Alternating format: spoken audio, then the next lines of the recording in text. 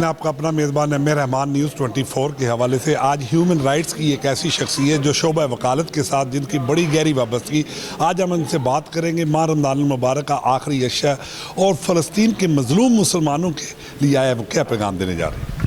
उनके जवां अज़म की वजह से इस वक्त पूरी दुनिया में इसराइल जो है वो अपनी अहमियत खो चुका है और तमाम अमेरिका जो भी उन्होंने जुल्म किया उसके बाद इस वक्त आलमी सूरत हाल ये हो गई है कि अमेरिका, ऑस्ट्रेलिया, न्यूज़ीलैंड, तमाम अरब ममालिक भी अब इसराइल को रोक रहे हैं कि अब तुम इससे ज़्यादा नहीं आपने जाना, क्योंकि ये बहुत बड़ा जेनोसाइड है, नस्ल कुशी की है फ़लस्तीन की जो है। तो हम जी माह रमज़ान मुबारक में और ये इस नस्ल कुशी के मुतल्लक जो है वह दुनिया को सोचना होगा और एक पैरेलल कोई यूनाइटेड नेशंस को खड़ा करना होगा, क्योंकि ये यूएनओ जो है ये सिर्फ आलमी ताकतों के मफादात का तहफ़्फ़ुज़ करता है, ये मज़लूम कौमों का नहीं तहफ़्फ़ुज़ करता। मज़लूमों को यहाँ पे इंसाफ नहीं मिलता। जी बिल्कुल मैं बतौर चेयरमैन ह्यूमन राइट्स, बतौर प्रेसिडेंट को मिलने आया हूँ।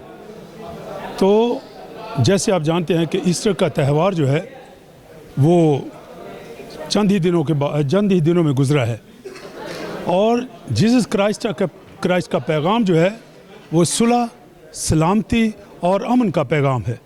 और मैं यहाँ पूरी दुनिया के लिए ख़ास तौर से जो जंग हो रही है फ़लस्तीन की और इसराइल की, उनके लिए भी सुलह और सलामती का पैगाम देता हूँ। और पैगाम यह है कि आप अपने मसाइल को हल करें और सुलह और सलामती से रहें और रहने दें।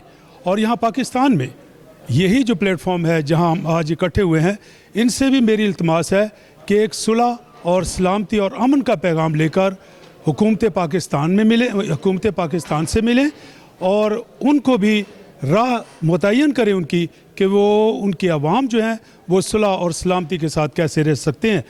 मज़हब के साथ हम आहंगी होनी चाहिए। हम मसीही और मुसलमान जो हैं वो पाकिस्तान के लिए हैं, पाकिस्तान हम सब का है, इसकी तरक्की और खुशहाली के लिए सोचें और पाक फ़ौज और बाकी जो इदारे हैं उनकी इज़्ज़त और तकरीम जो है वो आपकी ज़िम्मेदारी है, वो करें। पाकिस्तान जिंदाबाद। खुदावंद आपको बहुत ज़्यादा बरकत दे। जैसे आप देख रहे हैं कि आज यहाँ पर इफ्तारी है और इसके साथ ही ईस्टर की जो खुशी है वो भी मनाई जा रही है। ईस्टर हमारा त्यौहार है, सबसे मरकज़ी त्यौहार है कि जब हम यीशु मसीह के मुर्दों में से ज़िंदा होने की खुशी मनाते हैं। और आप देख सकते हैं कि यहाँ पर मुस्लिम भी हैं, क्रिश्चियन भी हैं, हिंदू भी हैं और सिख भी आए हुए हैं। और ये एक बहुत बड़ा पैगाम है कि हम एक दूसरे का एहतराम करें, एक दूसरे की खुशियों में शामिल हों और इस तरह से दूरियाँ जो है उसको कम करें।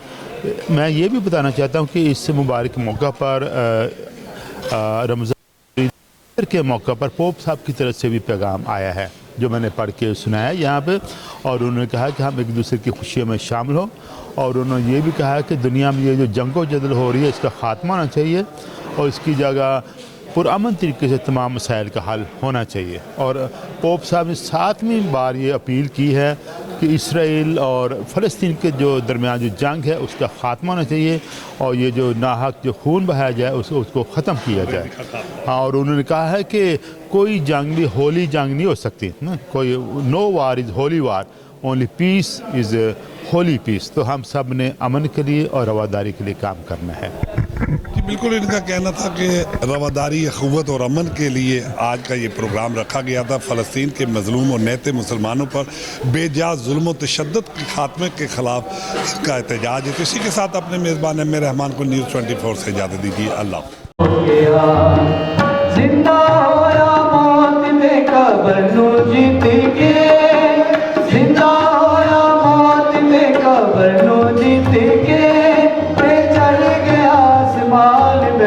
सजे अतिथि ते चढ़ गया आसमान बैठा सजे अतिथि।